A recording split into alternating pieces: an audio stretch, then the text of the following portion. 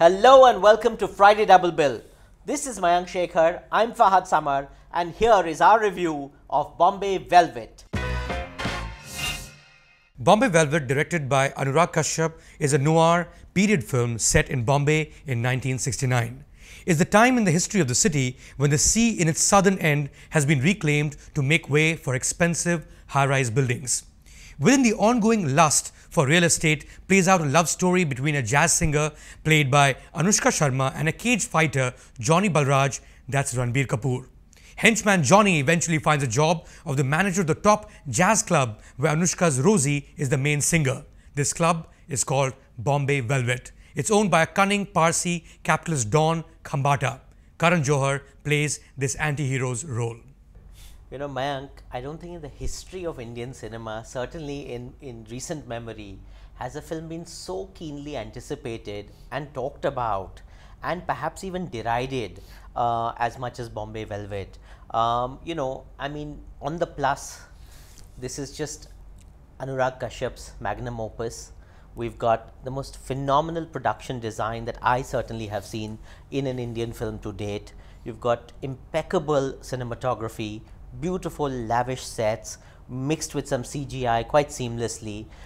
You've got, terrific costumes, a lot of attention to detail at every step. You've got a very earnest Ranbir Kapoor. You've got Anushka Sharma. You've got Karan Johar, who's doing his thing. His debut as a villain is quite formidable to say the least. But at the end of it, I was underwhelmed by the fact that we have 2.5 hours or 2 hours 15 minutes of a meandering story, and it reminded me so much of Byomkesh Bakshi in the sense that you have intelligent, highly intelligent filmmaker, auteurs who have decided to now leave that middle of the road cinema that they were so famous and successful with and gone on to make their magnum opus.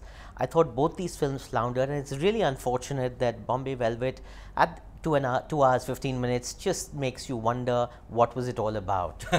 Well, I agree with you to a large extent. Of course, the fact that this is an overmade film is something that you realize only when about say an hour of the film is over, and you just realize, oh my god, so much is going on. The film moves around in circles.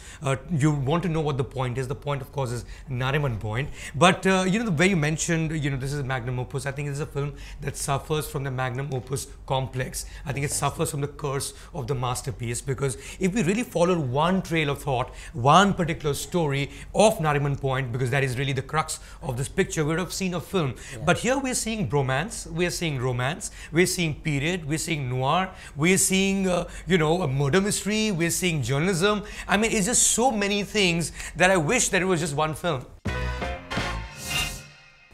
Given that this is a film that is trying so hard to succeed at so many levels, and it's trying to be so many films, this is an homage to the great Martin Scorsese, Brian De Palma, all the great authors that Anurag Kashyap and all of us have grown up venerating, worshipping, for want of a better word, that it really falls and flounders along the way.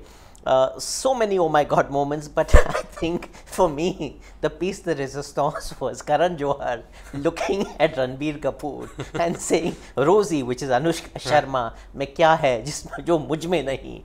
I thought, oh my god, well done, Karan. We've known him as this catty talk show host for far too long, and it's a public persona which is bigger than an actor in some form or the other. So I kept laughing at lots of instances. The one that you mentioned, of course, and the whole hall was laughing at that. The other thing that I thought was an oh my god from a very positive point of view, which you've already made mention of, Fahad, is the richness in detailing. I think this is a film that's lost in the quicksand of detailing every moment of it in that sense. So I'm not going to go too deep. We already know about that. It is very, very clear that this picture actually came because of the period, which is 1969, and of course the city, which, both of which are available in Gyan Prakash's excellent book, which is a much better book than this film.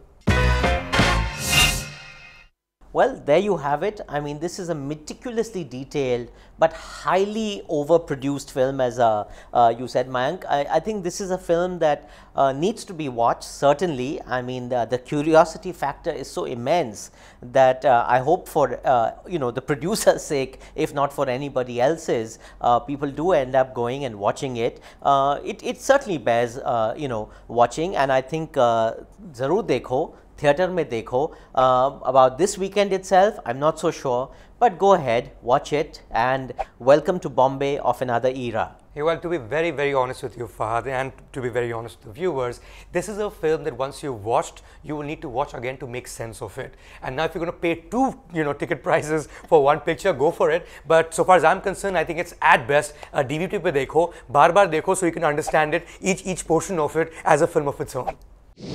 Well, that's Friday Double Bill for you. Tell us what you thought of Bombay Velvet. Tell us what you think of the show. And of course, please do subscribe to our channel.